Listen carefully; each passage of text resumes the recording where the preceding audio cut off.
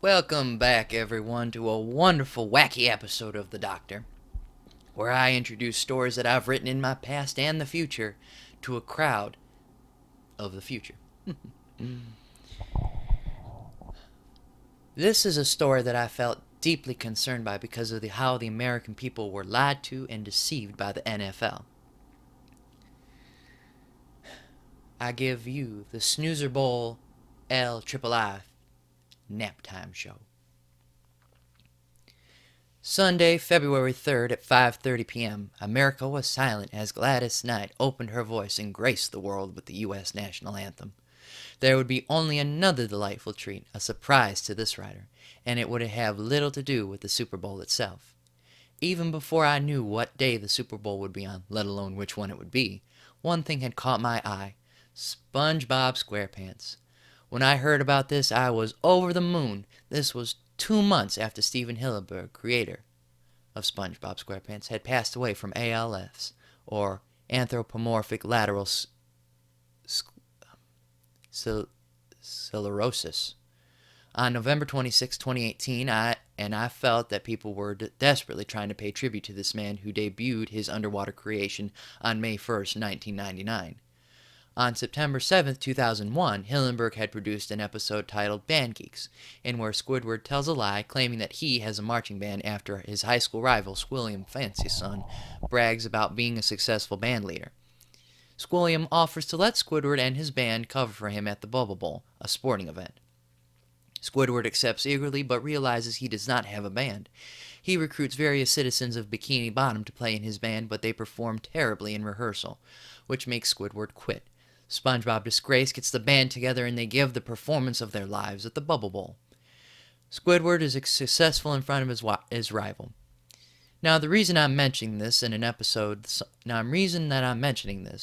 is that in the episode, the song they play at the Bubble Bowl, a comedic take on the Super Bowl itself, is called Sweet Victory, a song created by David Glenn Isley while working on the show, and find a perfect tune for the ending. Carl Harvey Greenblatt, a storyboard artist for the show, had said, "It was different than what we were looking for, but it was so amazing that we knew we had to use it. So we boarded the sequence to the music, and it felt like such a better ending than any song we could have written on our own." Being someone who had grown up in the 2000s, it was like a reveling piece of my childhood all over again. So as I settled in for dinner and the game was afoot, my family bickering over who would win and which player was better, I just kept thinking about the halftime show. I wasn't generally interested in the game itself, but as I looked to the TV once in a while, I wasn't missing much. To give a brief summary of the game's first and second quarters via points: the first quarter, NEPs 0 and LAR 0. Second quarter, NEPs 3, LAR 0. The first two and second quarters were very uneventful, and as I looked at the score via Google, not even being knowledgeable of the game itself, I would have to think that the game was fixed, or did both teams just not care? After the second quarter came to an end, I felt like jumping out of my seat, waiting for the halftime show to come. Now, as I stated in the beginning, there would only be another surprise that had very little to do with the game. A commercial had ended and the broadcast had come back on the game, but something weird was happening. The screen was going mosaic, almost glitching and cutting out to the black, and we were focusing on the middle of the Mercedes-Benz Stadium field, and out comes Jordan Peele. He walks to the middle of the field to a white door, and on the other side he's nowhere to be seen. And then, ba-bam! The Twilight Zone, hosted by Jordan Peele. It will be on CBS All Access April 1st, 2019. After the game had resumed and continued until the end of the second quarter, some commercials had played, and finally the halftime show was about to commence.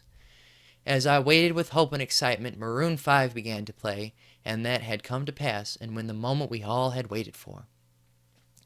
I saw Squidward on television and the trumpets were blaring. I had my phone ready to record this piece of history. But just like the out-of-place meteoroids that came into view, my and others' hopes were dashed as someone called Sicko Mode came onto the stage and started to sing. And that, ladies and gentlemen, was the biggest clickbait that had ever tried to trick me. Fans of SpongeBob and viewers of the NFL, I wouldn't be surprised if on that night the NFL's viewer ratings dropped as soon as it had happened. In all honesty, this was probably some big marketing ploy by the NFL, and just like a major company, they screwed over loyal fans and those who had petitioned for this to happen. Even Nickelodeon said it would be okay to be using the song, and besides that, it's a copyright-free song, so yeah. But I wish to write this paper not a loyal fan of SpongeBob, but as someone to you, the reader. No matter how much you want something, you'll never get it at all. Nevertheless, the NHL Dallas Stars gave their fans a chance to view Sweet Victory at a home game when they competed against the Minnesota Wilds. So at least the NHL could do what the NFL couldn't. So let me give you a piece of advice that I kept close for me to years. Never expect what you truly want from a bigger company or a higher authority. And I do believe that I have a petition going on right now to have SpongeBob play Sweet Victory at the next Super Bowl. Link in the description below or on my website. Thank you all, and I wish you a very wonderful evening.